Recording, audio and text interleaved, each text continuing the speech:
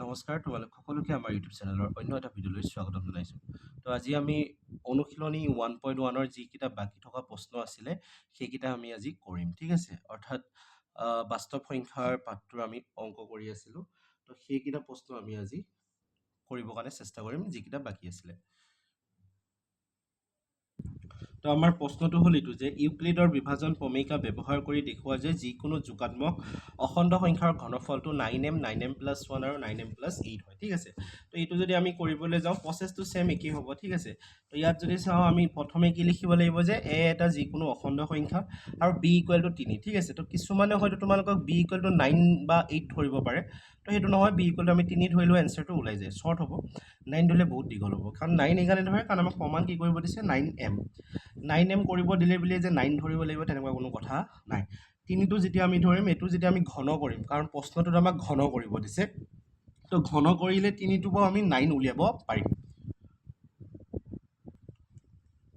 তো এতিয়া আমি ইউক্লিডৰ বিভাজনৰ প্ৰমেয়িকা মতে আমি কি লিখিব পাৰোঁ, a = b³ + r, আৰু সেই rটো কি হ'ব 0 <= r <= b, অৰ্থাৎ rটো তোমালোকৰ bতকৈ সৰু হ'ব আৰু শূন্যতকৈ ডাঙৰ আৰু সমান হ'ব।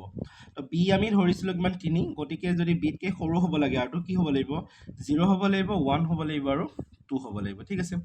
তো 0 0ৰ বাবে আমি কি লিখিব পাৰোঁ, আমাৰ যিটো প্ৰমেয়িকা আছিলে a = b³ + r, তো r ঠাইত আমি কি বহাই দিম 0, গতিকে a = আমাৰ কি হৈ যাব কিউ হৈ যাব, ঠিক আছে। কিন্তু আমাক প্ৰশ্নটো কৈছিলে কি যে ঘন কৰিব দিছিলে। তো ঘন যেতিয়া আমি কৰিব লাগে দুইটা চাইডে আমি কি কৰিব লাগিব কিউব, ঘন কৰা মানে কিউব কৰা, তো a³ হ'ব আৰু 3q টোৰ ওপৰত কিউব হৈ যাব। তো কিউব মানে 3q টো কেইবাৰ পূৰণ হৈ আছে 3বাৰ, অৰ্থাৎ 3টা পূৰণ হ'লে 27, কিউ ওপৰত কিউব আহি যাব 27 কিউব।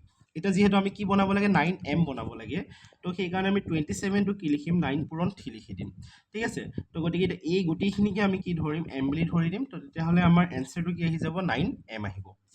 তো ঠিক তেনেদৰে আমি কিহৰ কাৰণে কৰিম, এবাৰ r = 1ৰ কাৰণে কৰিম, ঠিক আছে।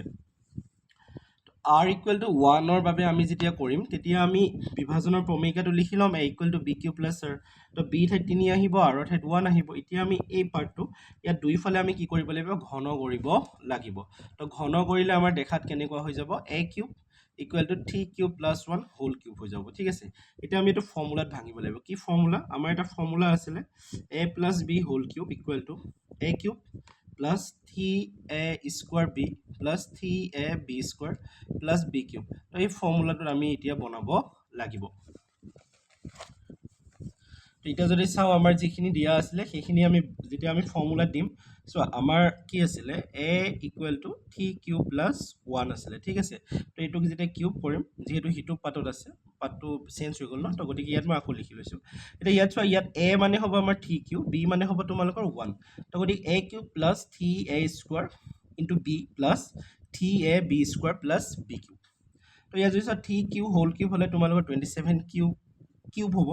তাৰপৰা এইটো 3 ওপৰত স্কোৱাৰ আছে 9 হৈ যাব, তো 9 × 3 = 27, 27 আৰু কিউ ওপৰত স্কোৱাৰ আহিব 27q², 3 × 3 = 9, তো 9q হ'ব + 1 কিউব হ'ব, ঠিক আছে। এতিয়া চোৱা আমাক প্ৰমাণ কৰিব দিছিলে 9m + 1, তো ইয়াত যদি চোৱা 1টো অলৰেডি আহি গৈছে, তো এইখিনিৰ পৰা আমি 9 এটা বনালেই হ'ল।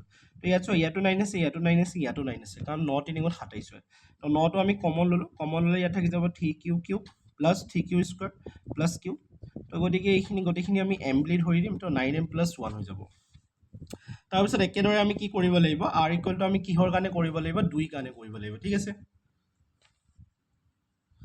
r = 2 কাৰণে কৰিলে এইটো হ'ব a = b³ + r, b ঠাইত 3 বহাই দিয়া, r ঠাইত 2 বহাই দিয়া, এইটো আহি গ'ল। এতিয়া আমি ঘন কৰিব লাগিব, তো a³ = 3q + 2 হোল কিউব হ'ব। ইয়াত এইটো হৈ যাব a, এইটো হৈ যাব b, তো a³ + 3a² * b + 3a * b² + b³।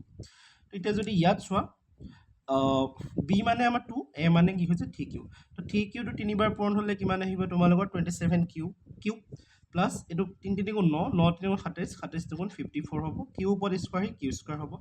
তাৰপৰা ইয়াত যদি চাওঁ 3 × 3 = 9 আৰু 9 × 4 = এইটো স্কোৱাৰ হৈ আছে ন, 4 হৈ যাব, 9 × 4 = 36 কিউব, 2টো ওপৰত কিউব আছে, তো 2টো 3বাৰ পূৰণ হ'লে এনচাৰ কিমান আহি যাব আমাৰ 8 আহি যাব। আৰু আমাক প্ৰমাণ কৰিব দিছিলে কি 9m + 8, তো 8 অলৰেডি আহি গৈছে, এইখিনিৰ পৰা আমি 9 এটা কমন ল'লেই হ'ল, ঠিক আছে।